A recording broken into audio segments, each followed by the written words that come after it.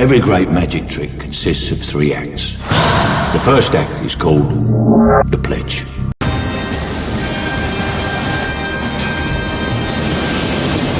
I told the jury in London, I said, you know, folks, I'll stipulate that 3 people can keep a secret, I said, but only if 2 are dead. This might be the story of history's biggest secret. A hidden world of secret cities and classified nuclear facilities built inside America. 400,000 people were part of it, though only a handful really knew the truth.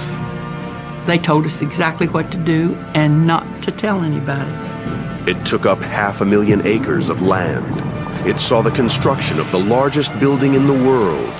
It cost billions of dollars, and all these resources were focused on one goal: bringing an end to World War II by building the world's first atomic bomb. Knowledge and truth. Now let's all get drunk. Who controls the British crown? Who keeps the metric system down? We do. Now, the reason the Manhattan Project is called the Manhattan Project is, as the program was first getting started out, their initial offices were in and around New York City. But in late 1943, the headquarters of the Manhattan Project moved down to a town that would eventually be named Oak Ridge, Tennessee. This was not a town that had existed before. It was created specifically for the Manhattan Project. From the time that they began construction of the plants and the support facilities in late 1942 through mid-1945, Oak Ridge's population exploded to nearly 80,000 people, and the town was using more electricity than New York City.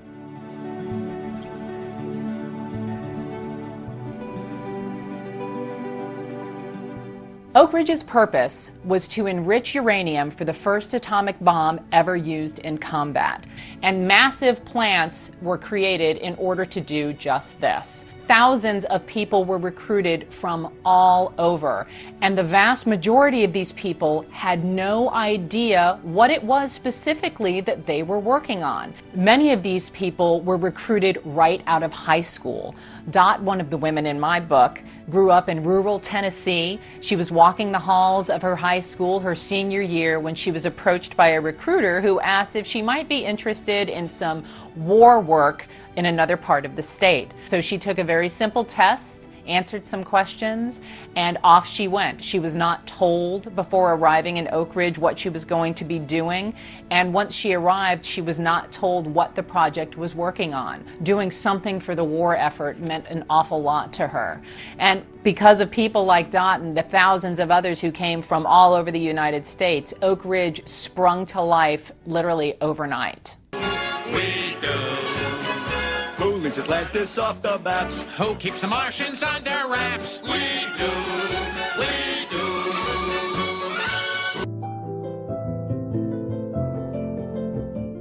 The goal of the Manhattan Project was top secret. Now, the idea of loose lips sinking ships was not unusual during World War II, no matter where you worked. But for the Manhattan Project especially, secrecy and security dominated the landscape. For example, there were gates and guards and checkpoints. Everyone who lived there had to carry a specific badge. And everywhere, just in case you forgot, were numerous billboards and signs telling everyone how important it was not to talk about what they were doing, even if they didn't understand specifically what purpose it served.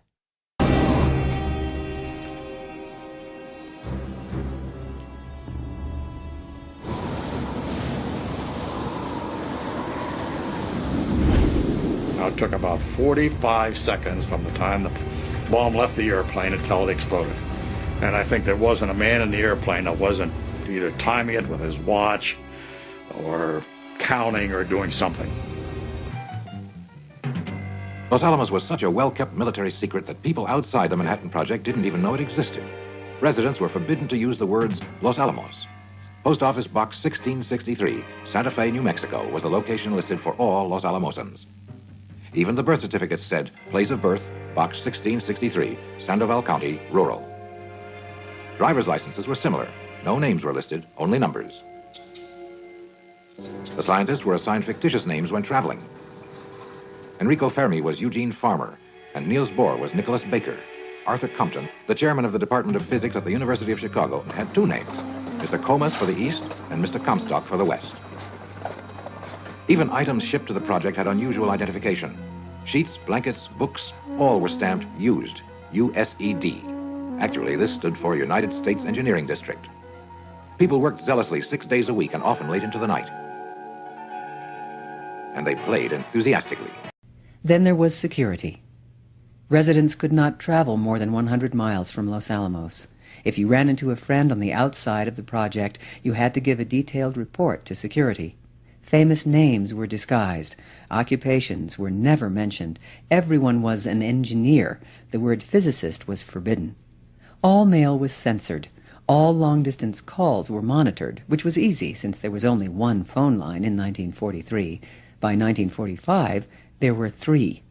The entire project was surrounded by high barbed wire fences and patrolled by mounted guards. On December 4th, 1942, the school received notice from Henry Stimson, Secretary of War, that the school was being taken over. Condemnation proceedings were used, and it was decreed all records of the acquisition be sealed from public view. Almost 54,000 acres were acquired. I was sure the bomb was a dud. I was sure it wasn't going to work.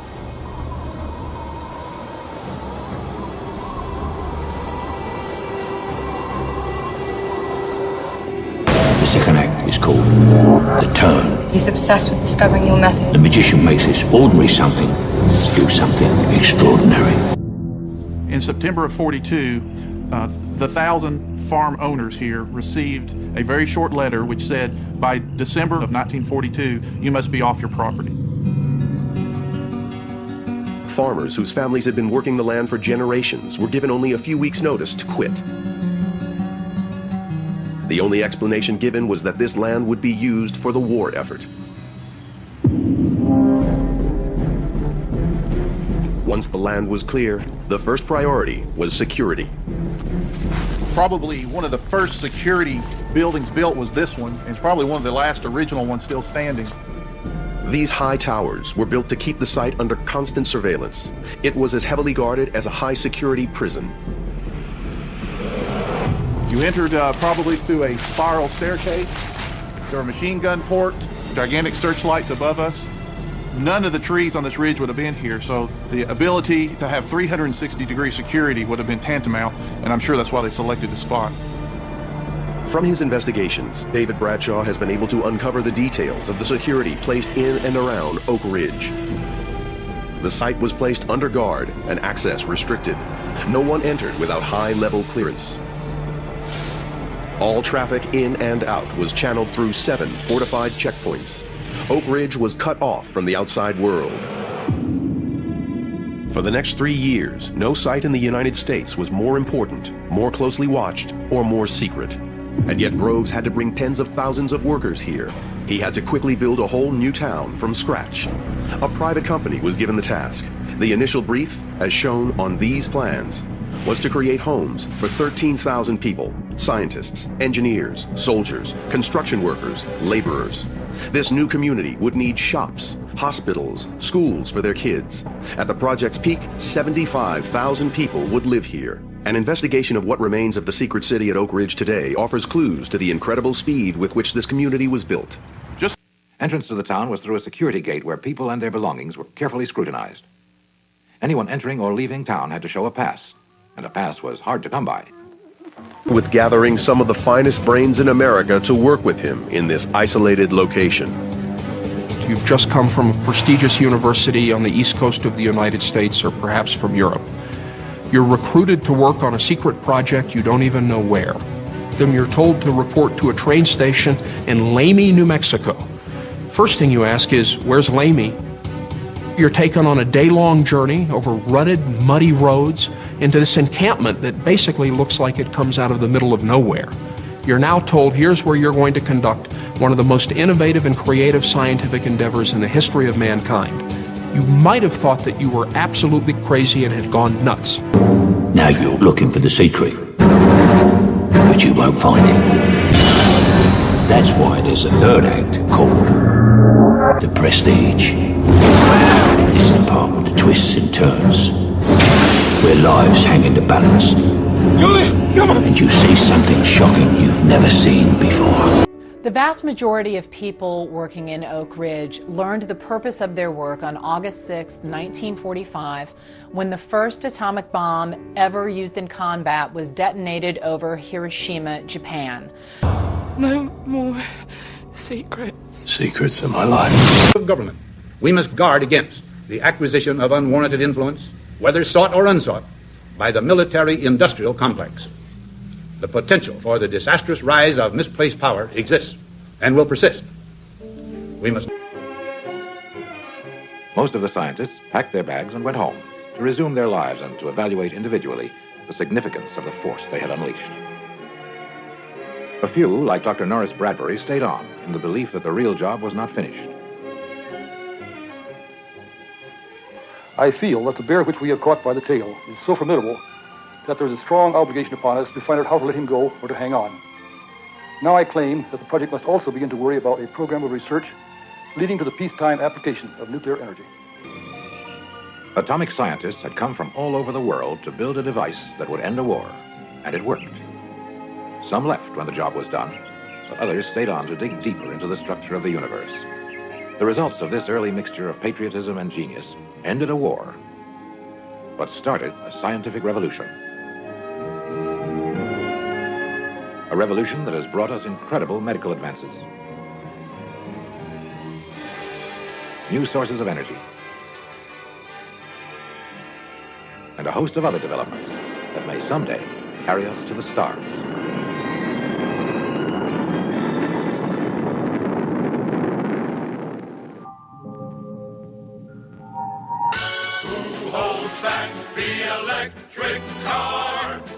When you think of war, you might first think of weapons, battlefields, and a whole lot of death, but the Cold War was not that kind of war. It was a competition between two systems, the American and the Soviet, and along with these two powers came their respective allies and military blocs. It was here that East collided with West, capitalism with communism, pluralism with totalitarianism. The Cold War was very much a war of ideas, a war of words, mostly anyway. And it took place in politics, business, technology. Plain and simple.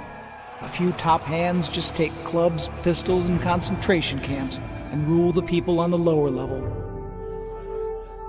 But Truman had a trump card. His nation had developed an entirely new class of weapon. It was destined to win the war with Japan, but it would also provide leverage in dealing with people like Stalin. If it worked, Truman noted, I'll certainly have a hammer on those boys.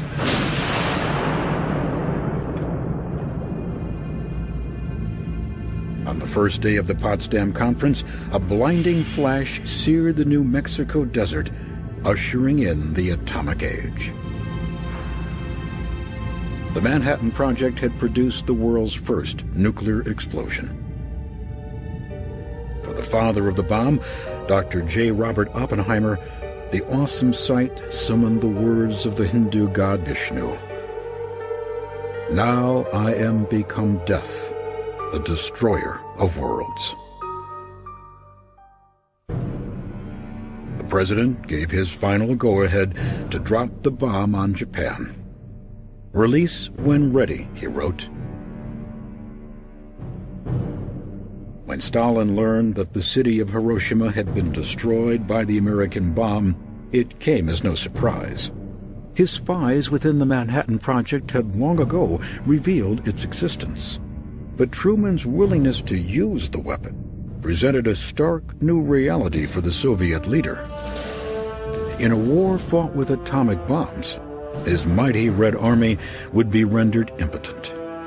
The balance has been destroyed, he would later tell the scientists working on the Russian bomb. That cannot be. Potsdam was the first and final meeting between Stalin and Truman, and set the tone for the early Cold War.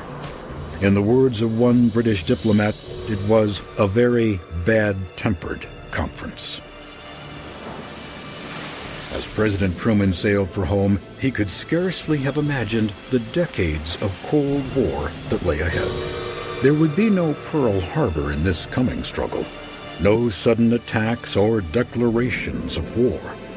Just a growing sense of fear and distrust, pulling the former Allies toward a confrontation that neither could afford, but that neither would manage to escape.